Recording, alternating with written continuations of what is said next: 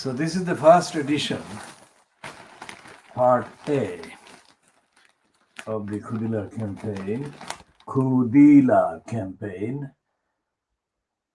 in defense of the community in and from the East End of London.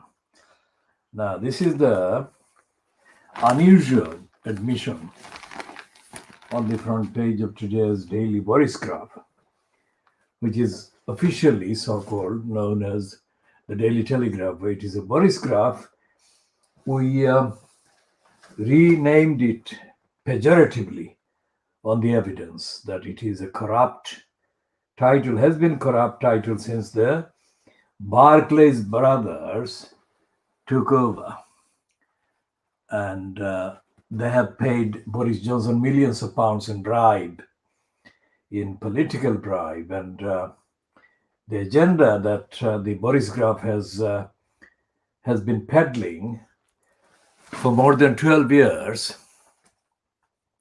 since they began bribing Johnson, that is, the agenda has been the same between the Boris Johnson fronted cabal within the Conservative Party and through the Conservative Party. And since Boris Johnson was allowed to take over as the fronter of the UK Conservative Party,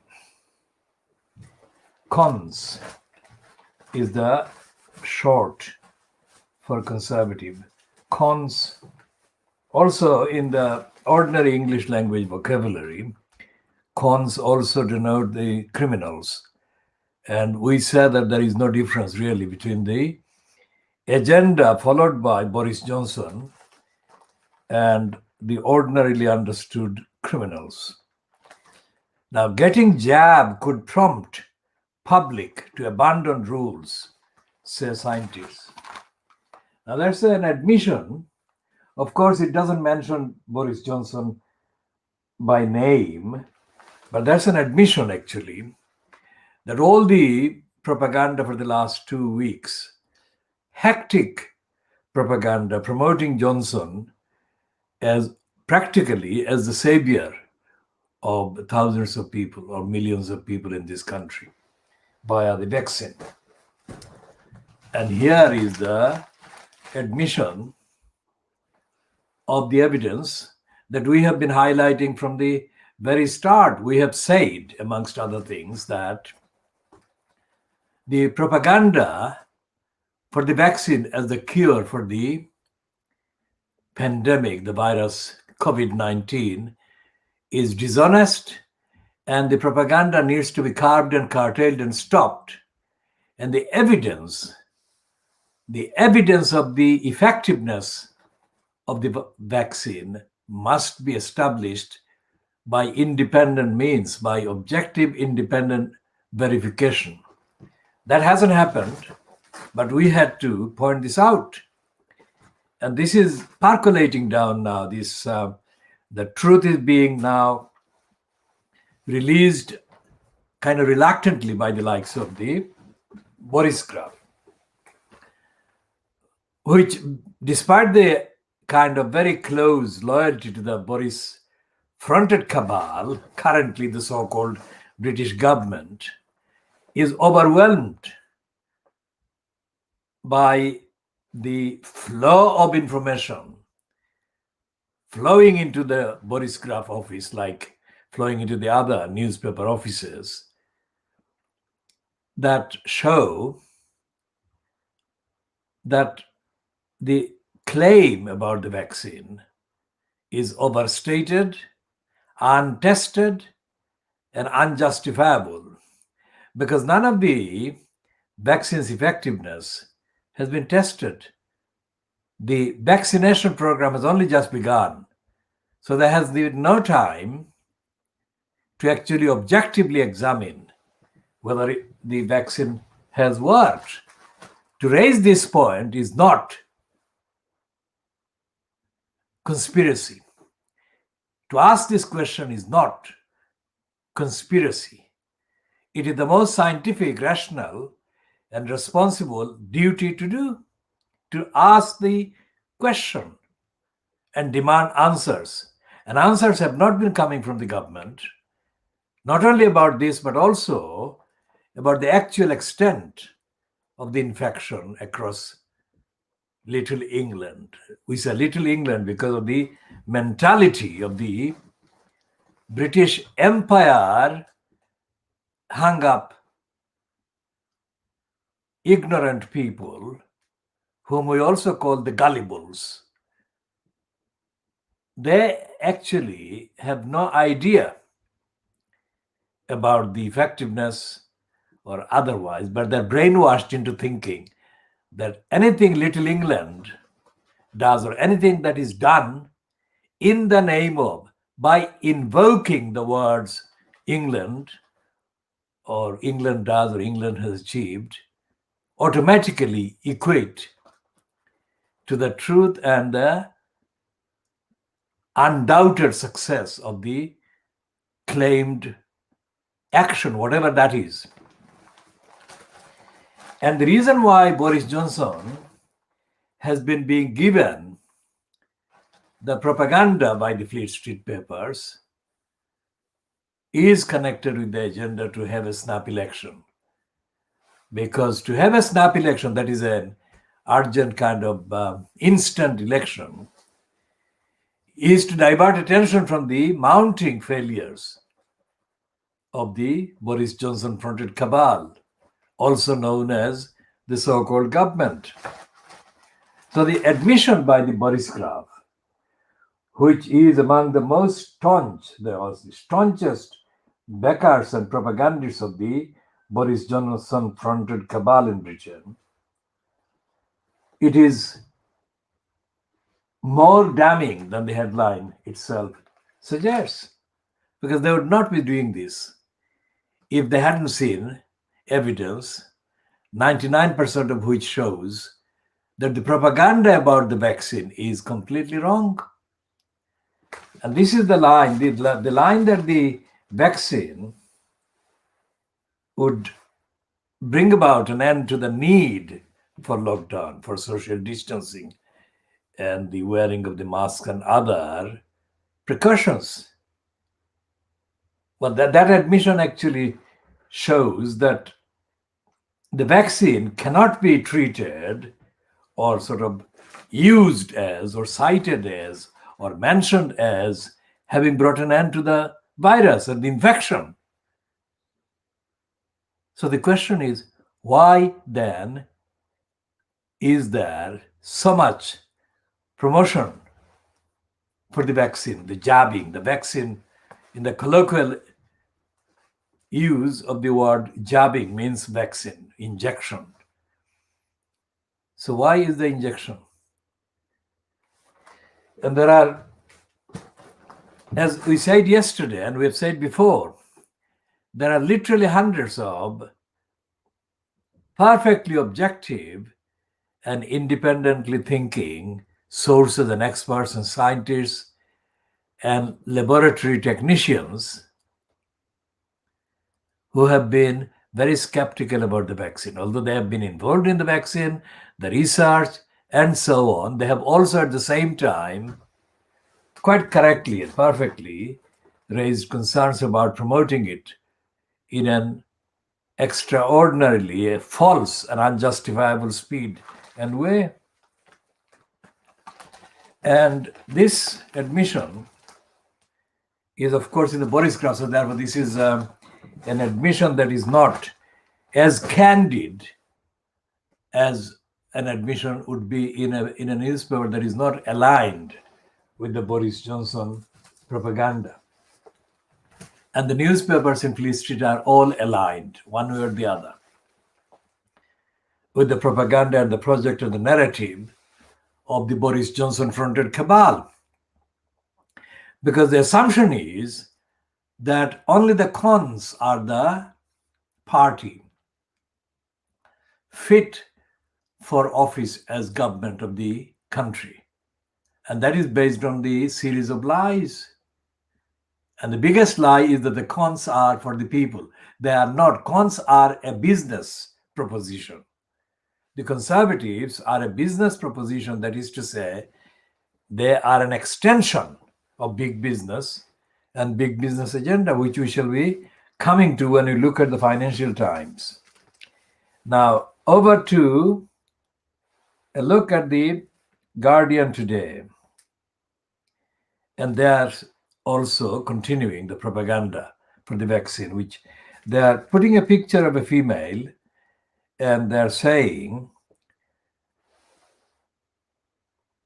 in a quote, which is the main content of the headline, turning point, it will change lives, say first people to be given vaccine. Now, it will change, of course, that is the line, that it will change lives. But the question is, will it stop? Will it stop the need to have other measures to prevent people getting infected and worse? And the answer is not there. That's the front page of The Guardian promoting the vaccine. The other front page piece, which is the main piece, it's come almost a year too late, but let's see even at this stage. It says, call to target BAME. BAME means Black, Asian, minority, ethnic. It's a completely illogical kind of description and construction. Upside down. It should be African and Asian people. That way, the people can be instantly identified and recognized, which is what should happen with the naming of the people or the individuals. BAME is a kind of mechanical, plasticky word or acronym. And it says that call to target BAME groups for jabs, that is vaccines, injections, amid fears over scare stories. Now, The Guardian is one of the, as we have said, one of the lying outlets in Fleet Street, among the 10 or 11 titles daily in Fleet Street. And they've got another piece on the front page, which is about the United States former director of the FBI, James Comey, allegedly saying now how he would bring Trump to justice. Now, remember, Trump actually sacked James Comey, and the America-based writer for The Guardian, on page 6 of The Guardian today, The Guardian Life and Arts, it's running the piece about James Comey on pages 6 and 7. And Comey is quoted as saying that the riot at the Capitol was America's Chernobyl. Now that is a kind of inappropriate kind of comparison.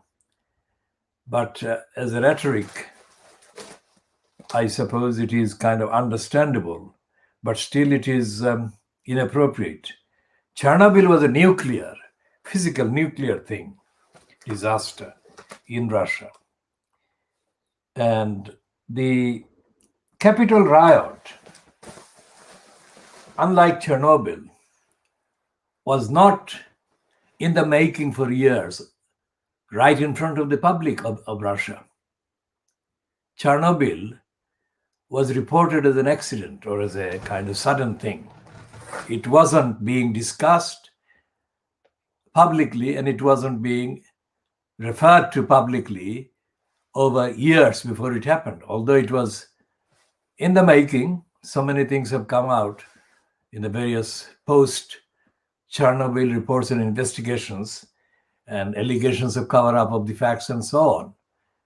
But Chernobyl, as far as the overwhelming, vast majority of the people of the world, and of course the people of the Chernobyl area itself and of the rest of Russia, were concerned, it was a sudden incident. By sudden, I'm meaning that there was no time or the opportunity to prevent it happening. That is what I'm meaning by sudden in that context. Whereas the capture by the fascists supporting the Trump agency, Trump as their agent, they were being discussed in the USA since the end of or the late part of 2015, the official calendar year before the American presidential election of 2016. Trump was openly spreading fascistic statements and giving fascistic messages since at least 2015. He had been, of course, for decades before that, harboring fascistic ideas and was plotting to undermine whatever fragile democracy and the Constitution existed throughout that period in the USA. So Trump was not an accident. The Capitol takeover by Trumpers was not an accident. So while the American people were aware of all of that, the American decision makers, including the Democratic Party, despite claims to the contrary, despite their various pretentious claims that they were against trumping on democracy and whatever constitutionality the USA allegedly had. The American public have been let down by the Democratic Party for as long as they have been let down by the Republican Party. The Republican Party, as James Comey is saying today, according to The Guardian, needs to be burned down. He's literally saying that phrase. I'm not saying it. I'm only referring to him saying it. He's saying the Republican Party needs to be burned down. That's what he's saying. The Republican Party needs to be burned down. It's just not a healthy political organization. That's what James Comey is saying in there. So the Republican Party is so bad that it needs to be burned down according to Republican. James Comey was a Republican, and he played his part in putting Trump in power. Now, all the observers, including our campaign, knew from the 2015 statements being played on the mainstream US media and the Western media across Western Europe, copying them, that Trump was a fascist. It's nothing to do with his particular focus against the Texan people of Mexico. Well, Texas is part of Mexico historically and linguistically and culturally, and much of the rest of the neighboring parts of what is now USA, neighboring to the Mexican country, belong to Mexico, linguistically, historically, and geographically, and all the rest of it. So James Comey is wrong to compare the takeover of the Capitol with Chernobyl in the context of the explanation that I have given just now. Whereas Chernobyl had no public, the ordinary people had no knowledge of this coming up, this happening, this being due. So therefore, the ordinary people couldn't raise any alarm. Whereas those in power, particular power, not all of the people in power, knew that this was an explosion waiting to happen. Whereas the takeover of the Capitol, which is symbolic, is the latest incident staged by the fascists and the racists. And Trump included the Muslims of the target, so the anti-Muslim people. But Muslims have not been the only targets of Trump and Trumpers.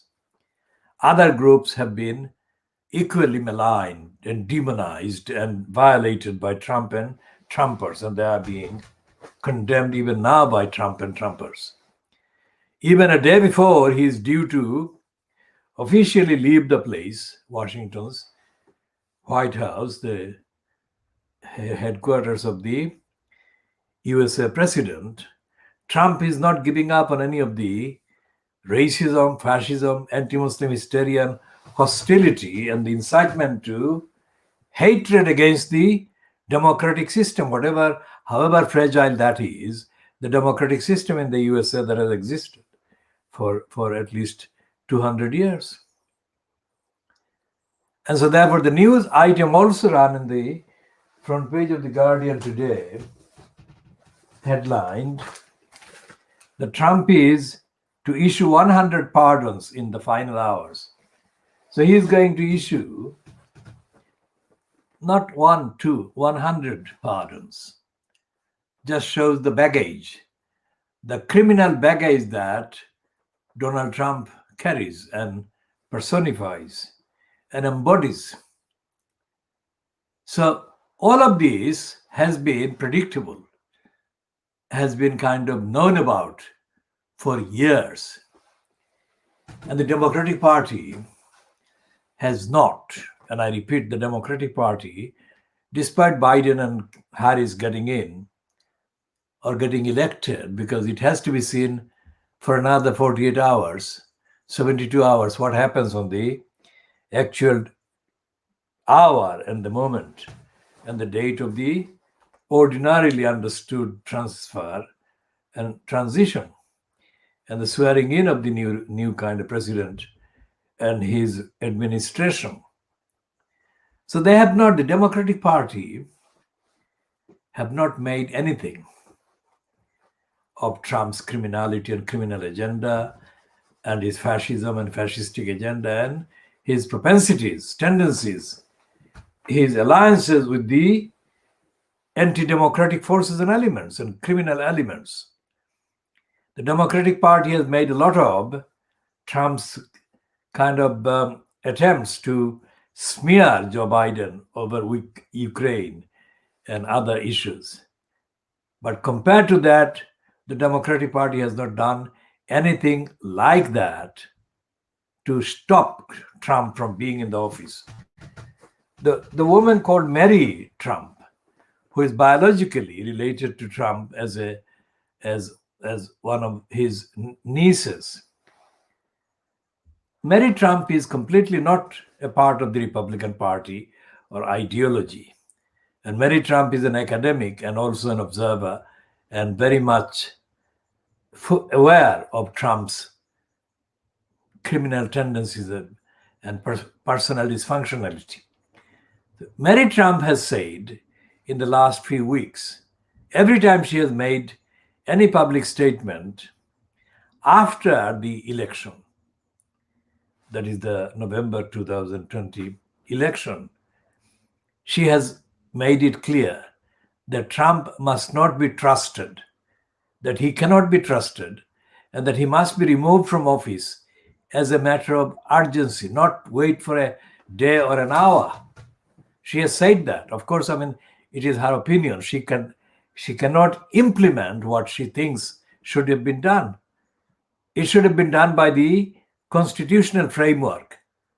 And those constitutional framework members and parts have, of course, significantly included the Democratic Party, both in Congress, both in the Senate and the other house. And they haven't done anything, as far as I can see, to implement Mary Trump's advice. She's a psychoanalyst and psychiatrist. So therefore, she has specifically talked about Trump being unreliable psychologically and clearly mentally unfit, as well as politically and socially and administratively and democratically completely unacceptable. And this is not the only time that the Democratic Party has failed to defend the Constitution. The Democratic Party should have been at work repairing the Constitution, updating the Constitution, and providing the narrative to the American people democratically that is against racism, that is against fascism, and that is for equality, universal basis of equality and human rights, since Richard Nixon carried out the burglary of the Democratic National Party headquarters, known as the Watergate scandal, because of the name of the building, the Watergate building. And the only detailed and effective investigative journalism carried out about the burglary of the Democratic National Headquarters was by those two journalists, Woodward and Bernstein, or Bernstein and Woodward, employed by the Washington Post, the only paper that did break that story. I mean, all the other papers, including the Los Angeles Times, which otherwise boasts of being the kind of liberal paper, the Chicago Tribune and the New York Times, none of them carried out the investigation. What does it make them? It makes them stupid, make them unfit. And in the decades since the Watergate scandal, all these papers, including the Washington Post for the record, they have failed to do what they should have done. They should have made the Constitution the focus of the reporting, and they should have highlighted the unconstitutionality and the weaknesses that actually prevailed in both the houses of the American Parliament. And they should have pointed out the ways and the means to make sure that nothing like a Trump could get into the White House. But they haven't done that. And this is the world exclusive diagnosis of Fleet Street, doing the diagnosis also of the Washington Post and the Washington Press and the American Congress and the American Democratic Party. So when we say that it's a world exclusive diagnosis, we don't say just literally world exclusive, look at the front pages of the Fleet Street newspapers. No, we diagnose the whole world in terms of the impact the rest of the world is affected by, the impact of what happens in the American so-called system. And the role of the American Democratic Party, the opposition party currently, up to this time, up to the inauguration of Joe Biden, and the American press, both situated in Washington as well as in New York and in California and in Chicago, in Louisiana and the other places, that the mainstream of the USA printed media and the mainstream media are kind of based at and operated from, and are operated from. And this applies to the broadcasting equivalent. The broadcasting networks didn't exist at the time of the Washington Watergate burglary, not in any way or shape or form that they do now.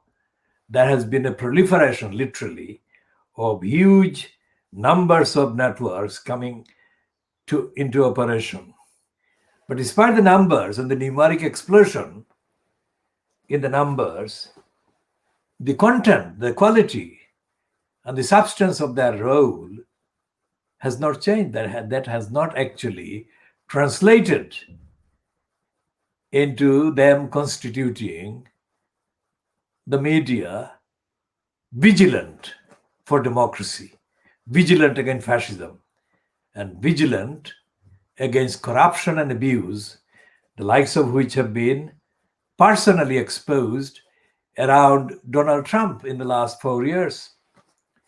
And what is happening now in today's coverage that we have been checking from the various outlets in the USA, including from New York and Washington and from California, is that people are listing items for criminal action through the courts to be carried out against Donald Trump. And that is what James Comey and his interview with the Guardian's David Smith, based in America, is all about. Remember, James Comey, despite the fact that Trump actually sacked him, James Comey is a Republican, and he actually played a very significant part. In fact, he probably himself is open to prosecution. Not as Trump has said, but as objective evidence show that he played a collusive part in lying for Trump and lying against the Democratic Party and against the Constitution. That's not what is being mentioned in the Guardian interview with the David Smith, but that is what we say based on independent, objectively accessible information about the role played by James Comey and others before Trump turned on them. So what Comey is saying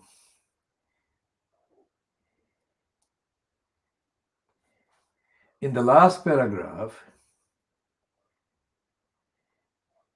is this is a piece that is based on his book.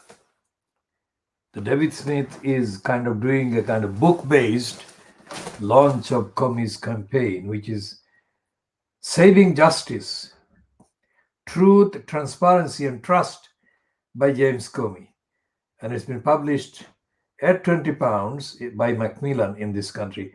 To order a copy for £17.40, go to guardianbookshop.com. Delivery charges may apply. Now, in the last paragraph of this piece, US democracy had a near-death experience, but survived. So there is the quote coming. I'm deeply optimistic, Comey says. America is a wonderful, complicated, screwed up country, but it's always getting better. It usually gets worse before it gets better. But the better succeeds, so we make progress. I'm optimistic this will be the inflection point that we so desperately needed. I wish it weren't so, but this, I think, is going to awaken Americans to the things that matter. Now, that is a lie, because the same sort of things have been said after Martin Luther King was murdered, after Kennedy was murdered, after Bobby Kennedy was murdered. That is, Robert Kennedy was murdered after John Kennedy. And after lots and lots of people were mobilized against racism in the aftermath of the murder of the black man by the policeman, suffocation of the black man, that led to the creation of Black Lives Matter. And the fact that the US police still treat Black Lives Matter, and the people who claim and campaign for the rights of the original nations, the people who were otherwise wrongly called the American Indians, the original nations of people that existed across what is now the USA and Canada and most of the so-called Latin America, South America. The people were crushed, genocided, and murdered.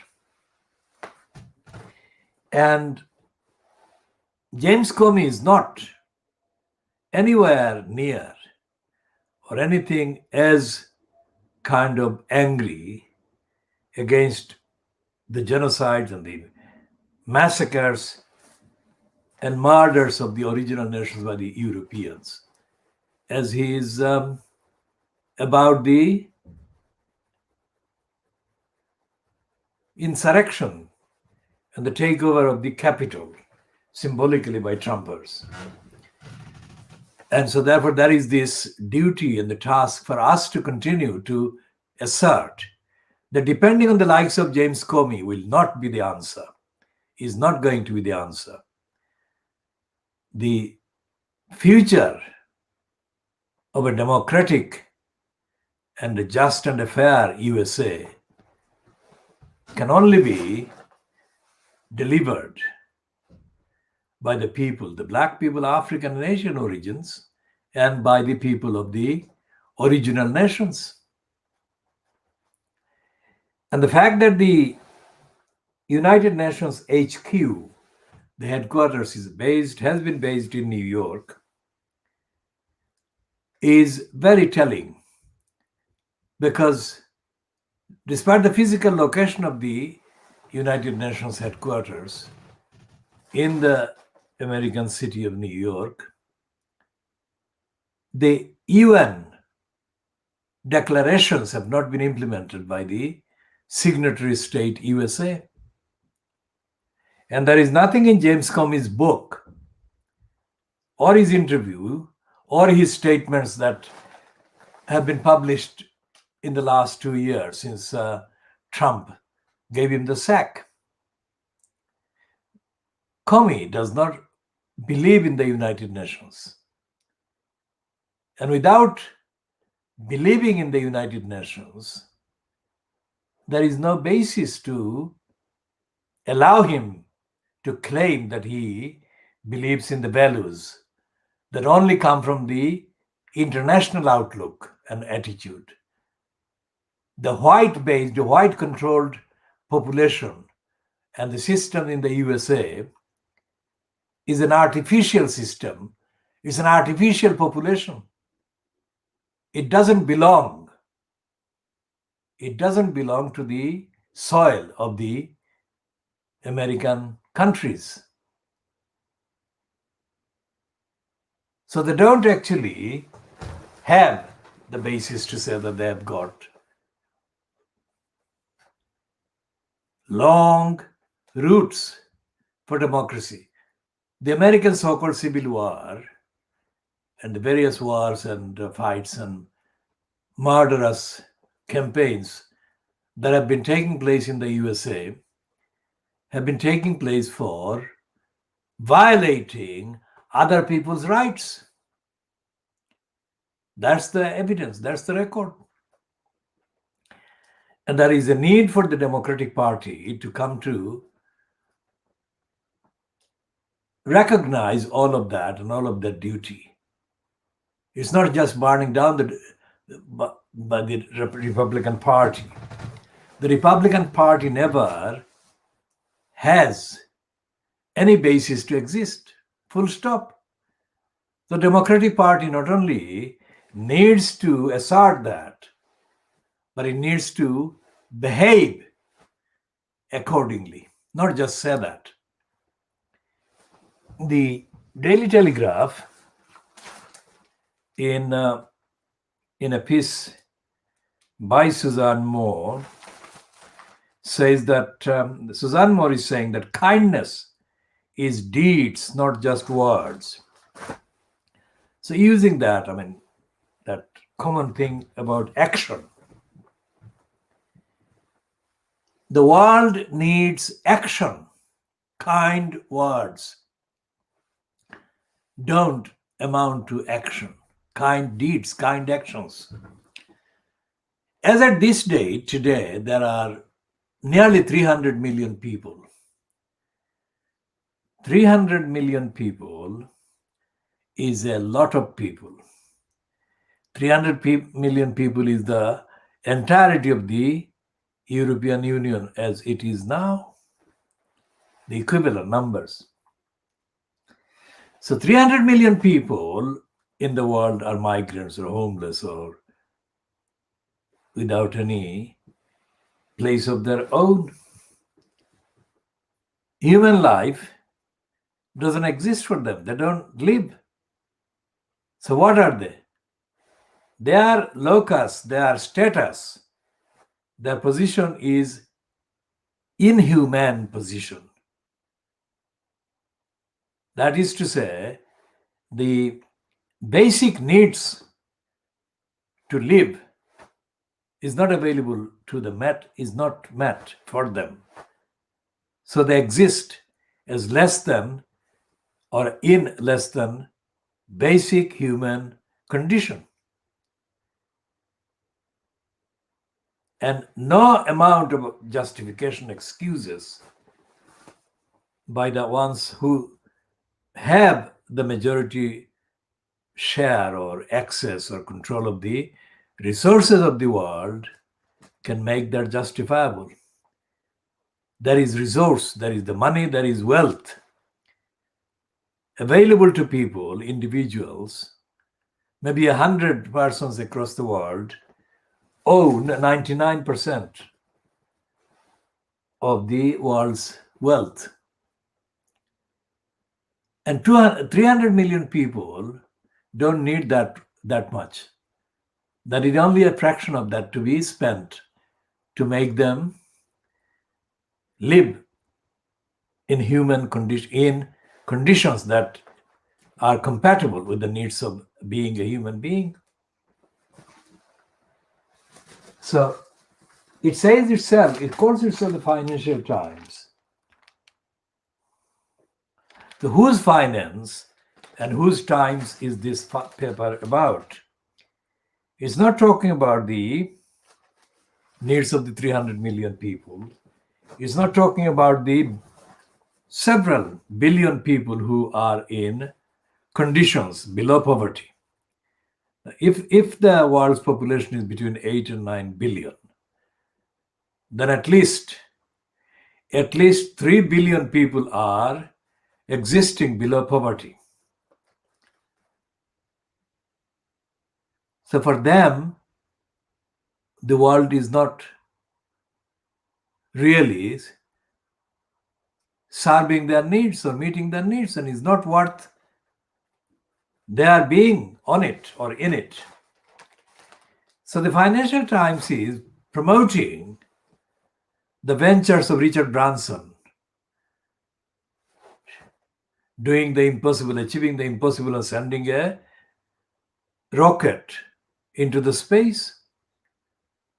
And the Financial Times every week makes propaganda mentions of Elon Musk, the South African born American multi-billionaire, who is the world's richest person today.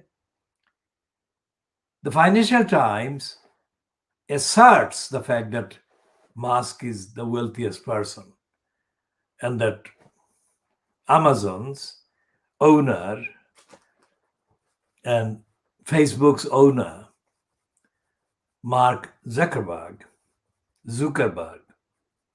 that these people are among the world's wealthiest persons. What does wealth mean? In democratic terms, in the context of the basic human needs of the billions of people, these individuals do not have any right to be allowed to have that wealth, while the billions of people are in poverty and hunger, in destitution of various grades. And the pandemic what the pandemic has done, the COVID-19 has done, it is of course not impossible to find in time to come evidence that the pandemic, the COVID-19, is the latest weapon unleashed by somebody who wanted to have the world exposed to biological attack, biological warfare, if you like. So the world's population, it may appear later.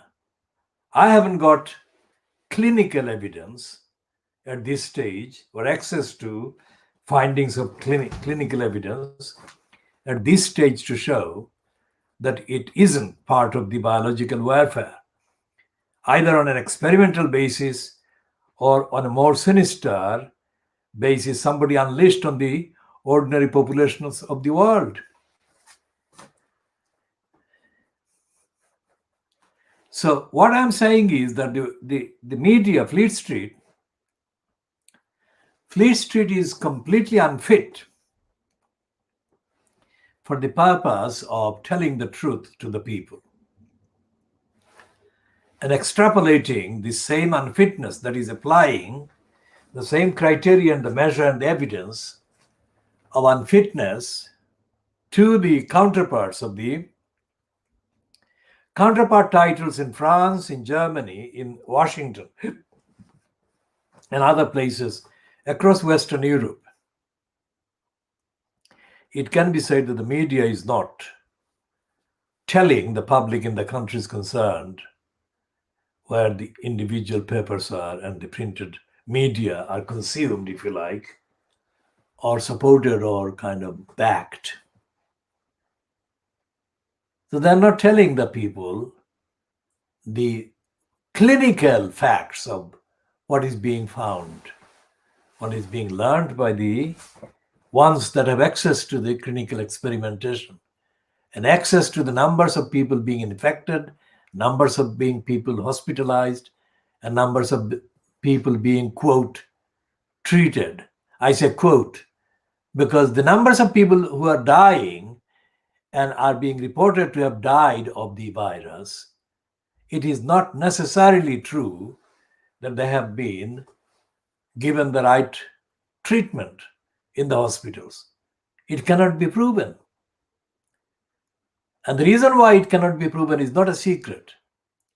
If a former Supreme Court so-called judge, Jonathan Sumton, can say to a woman, 39-year-old woman, who has had cancer treatment on a live BBC program, that her life is not as valuable as others, then imagine the attitude to the value of life of the people that exists in the minds of so many people working as various care givers or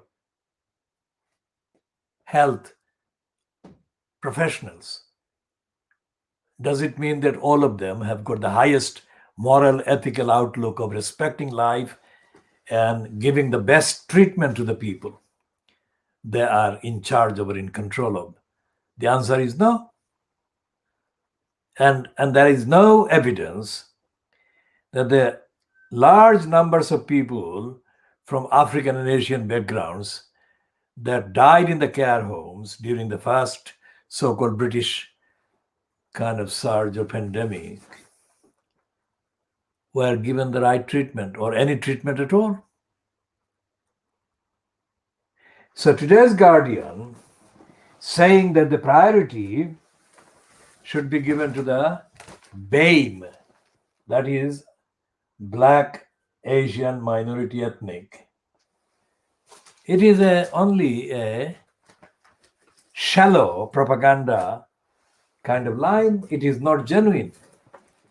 And it's not written in recognition of the actual evidence of what happened in the first few months of the first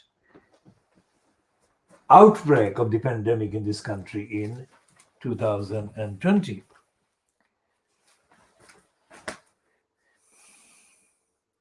So get back to the papers, and the Mirror is continuing to behave as a propaganda outlet. And it's saying that a girl has been given life-saving transplant after somebody donated an organ to her. Coronavirus crisis end to lockdown is in sight, says the Daily Mirror. And it exaggerates the headline underneath that.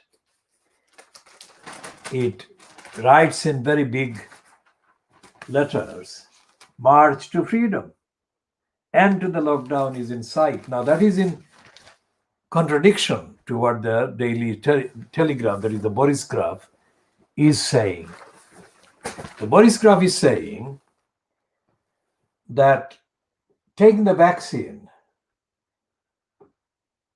does not mean that the need for the rules of distancing rules can be abandoned.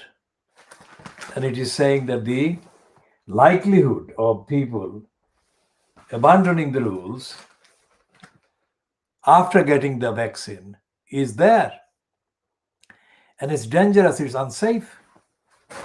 So if we look at the three of the papers today, please, let's say, as we have done, the Guardian is saying one thing, the Boris Graph is saying another thing, and the Daily Mirror is saying another thing. So you can't trust the Fleet Street papers. And the Rupert Murdoch owned, the Guardian is not doing this, but the Rupert Murdoch owned scum is gloating, that is boasting, completely fantasy land. It's boasting that 50,000 vaccine volunteers have joined the army of vaccine volunteers. There's a completely false boast, but it is asserting the same line of propaganda about vaccine.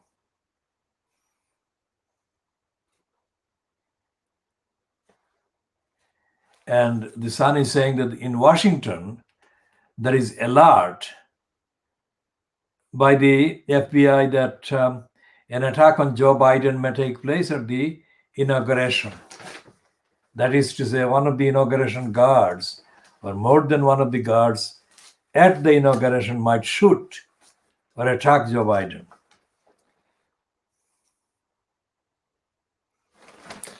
And the Sun is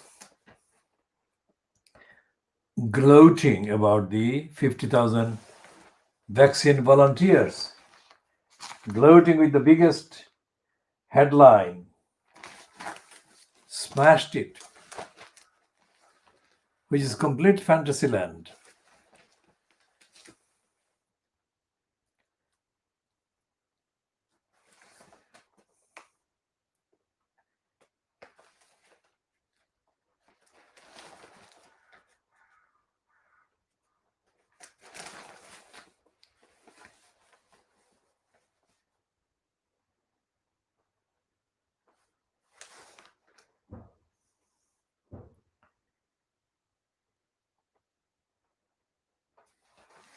And the scum is running the narrative against helping people in the poorest income group.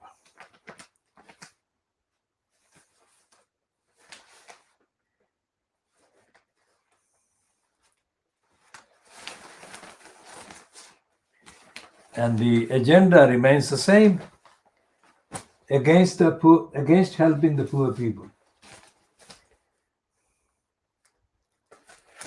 And again, the Boris Graph in the business page, business section, saying that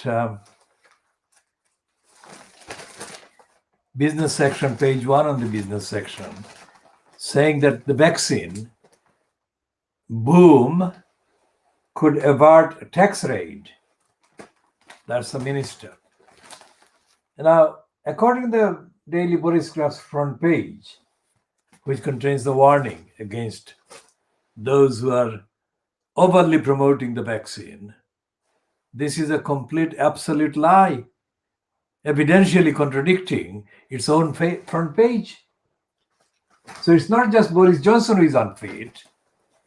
The Boris Graph, which is supposed to have people checking the data before the printing, is contradicting, and its base of report, so purchasers, subscribers, buyers, backers, consumers are guaranteed to stay silent on this, which is how the Boris Graf has been doing business for a very long time.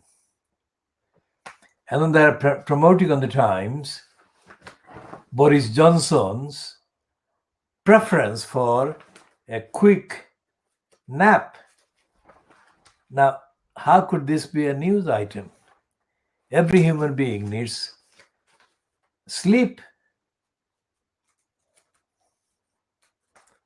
So why is Boris Johnson being given this as if he is, by sleeping sometimes during the so-called hours of work, is achieving something phenomenal? So there is an agenda underlying that no matter how bad Boris Johnson is, how dishonest he is, how unfit he is, he's got a guaranteed platform in the Fleet Street media, the mainstream media, to be promoted, to be given a protection, shielded from criticism based on his lying and dishonesty.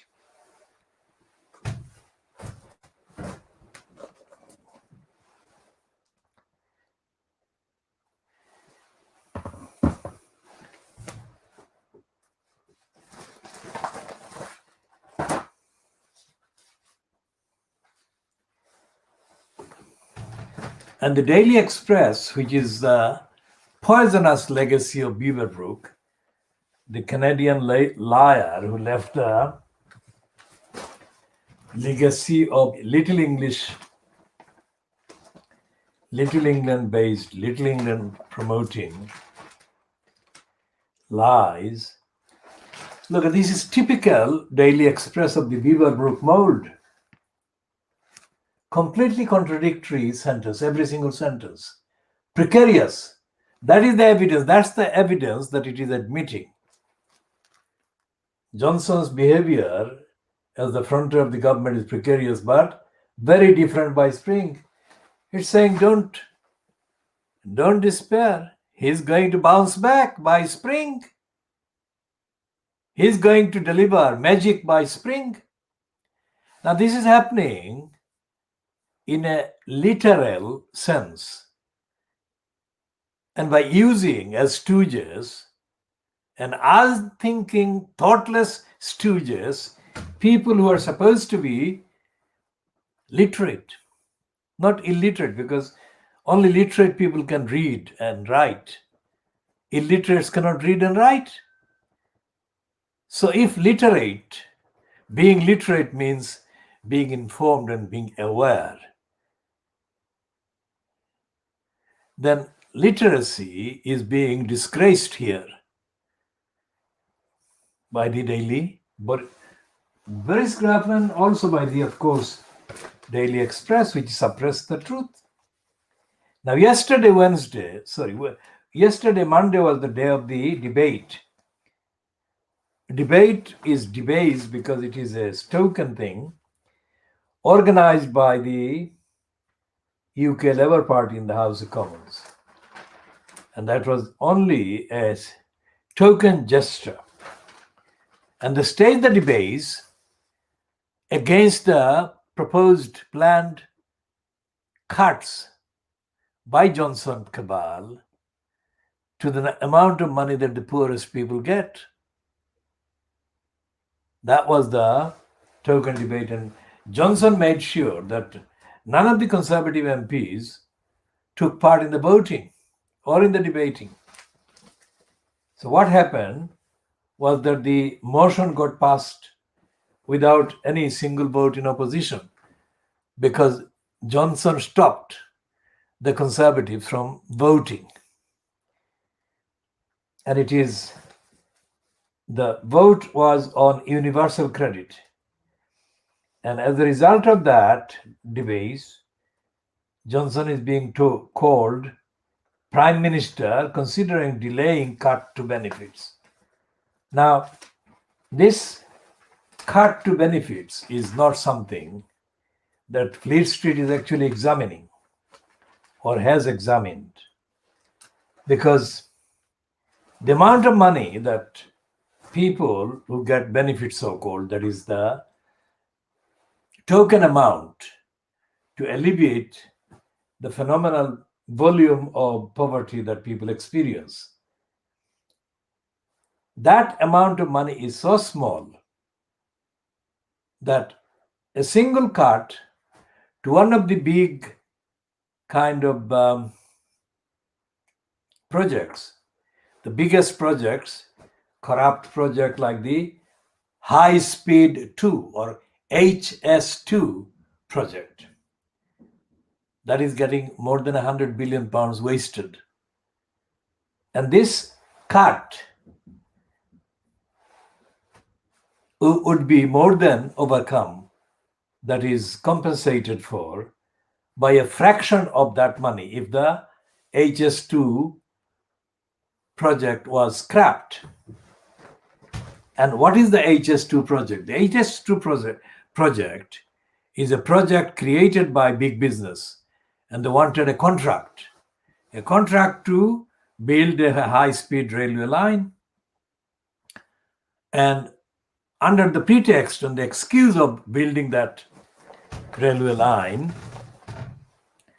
big business plot is to pocket hundreds of billions of pounds. Now, all the evidence now shows in the last 2 decades, rail use by ordinary people traveling from one city to another for mainly work has been coming down. And the main reason, or the main reasons for the decline in railway travels, has been the increasing cost of traveling. That is, the ticket price has been rising. And that applies to all the railway networks of any distance, any significant distance. So if railway lines exist, but the lines cannot be used by passengers because the cost of the ticket is too much, then the existing line itself is derelict and not fit for purpose. Not technically, but economically, because it is beyond affordability. Cannot be afforded. People can't buy the ticket. So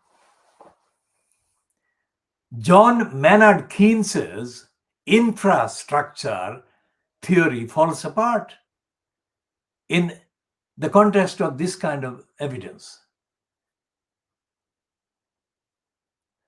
And so therefore, anyone who says that we need infrastructure projects like High Speed 2, HS2, in order to make the economy, quote, grow, being stupid.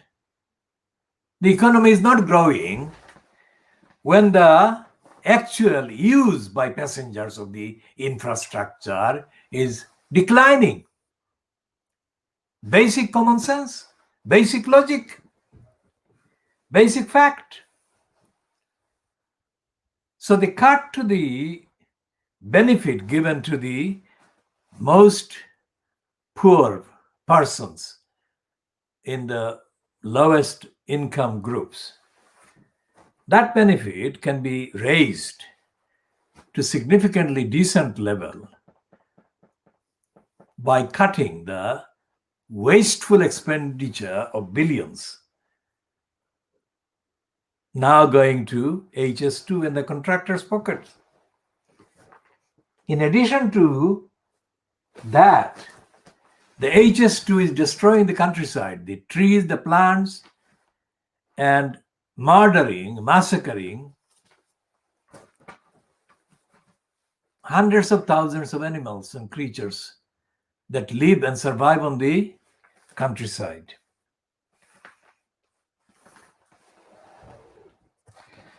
We shall be looking at the Daily Mirror piece about Miranda. Now, Miranda the comedian has stopped working because she wants to mourn the loss of her beloved pet.